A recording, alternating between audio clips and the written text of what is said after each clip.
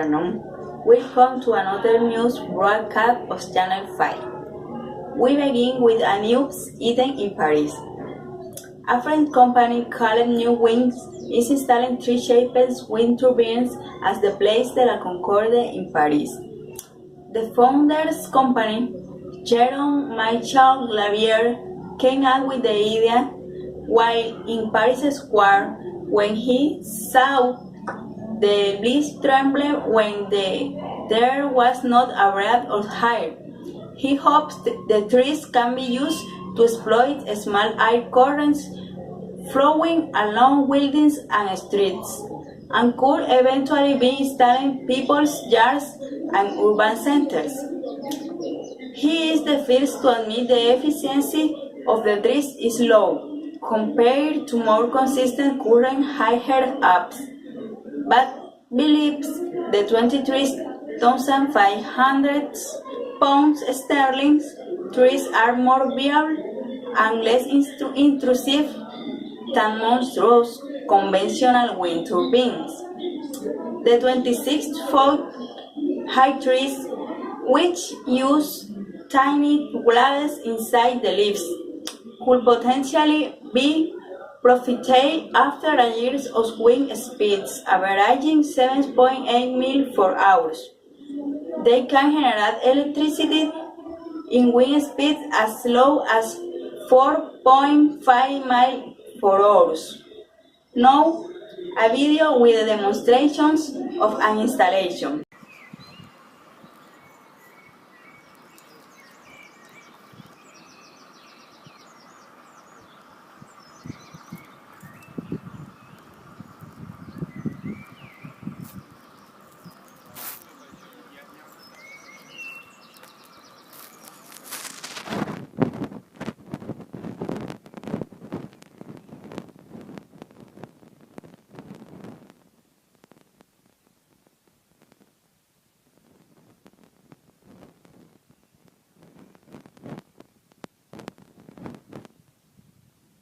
Now, we move with our correspondent Sandra to India, who will tell us about the plans that this country has become the world leader in the production of clean energy, thus living really on fossil sources. Tell us, Sandra, what is it?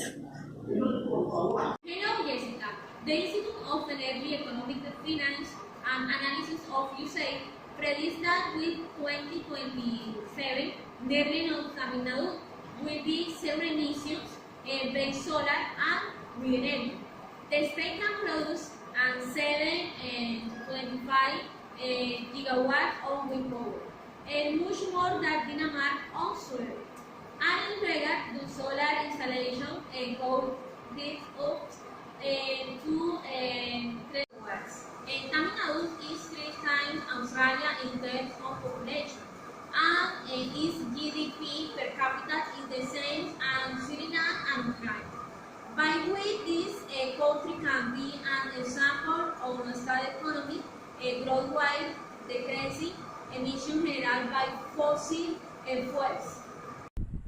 On the edge of the Rajasthan desert, thousands of solar panels poised to play their part in India's push into renewable energy. This section of a new solar park has been built to provide a boost to the country's ageing grid.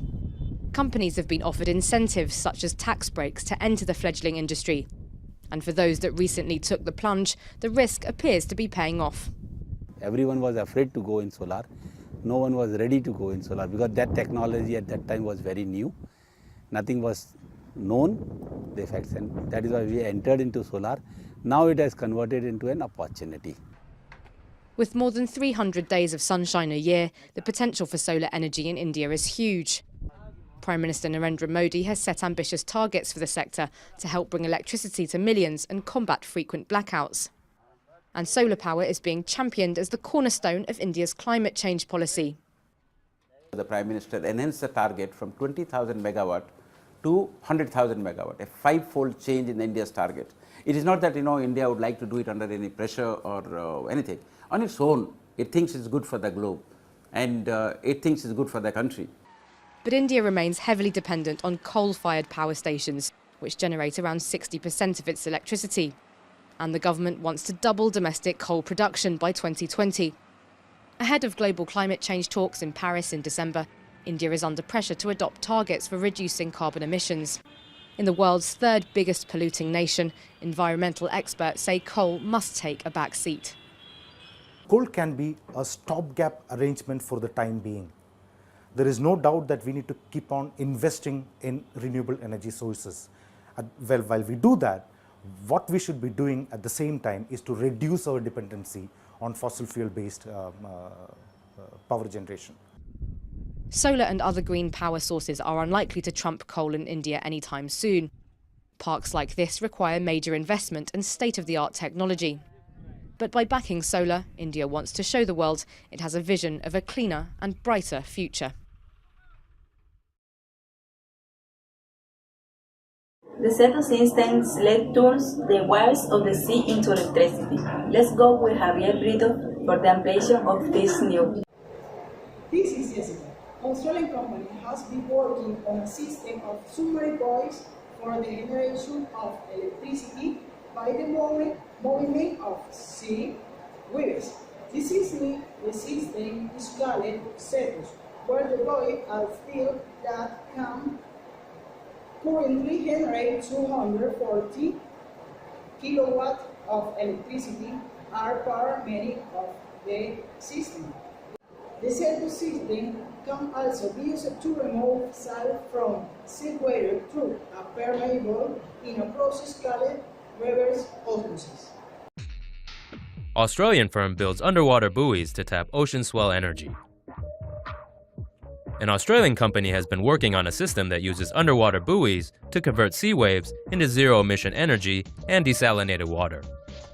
Australian firm Carnegie Wave Energy has been developing a system called CETO, which aims to utilize sea waves to generate power. Steel-made buoys that can currently generate 240 kilowatts are the main part of the system. At the test site at the Australian Naval Base, HMAS Stirling, 3 buoys were placed 11 kilometers apart. The buoys are less susceptible to extreme weather damage, while underwater waves are sufficient to generate power. The buoys' pumps drive the high-pressure water to an onshore power plant via a subsea pipe. The high-pressure water spins the turbines, which then generates zero-carbon electricity. The CETO system can be used to power a desalination plant as well. High-pressure water can be used to remove salt from seawater through reverse osmosis. The Australian company believes that the cost of the electricity generated by the CETO system will be competitive with diesel if it is deployed at a large scale. Your smartest, most insightful comments can win you $100 only at tomonews.net.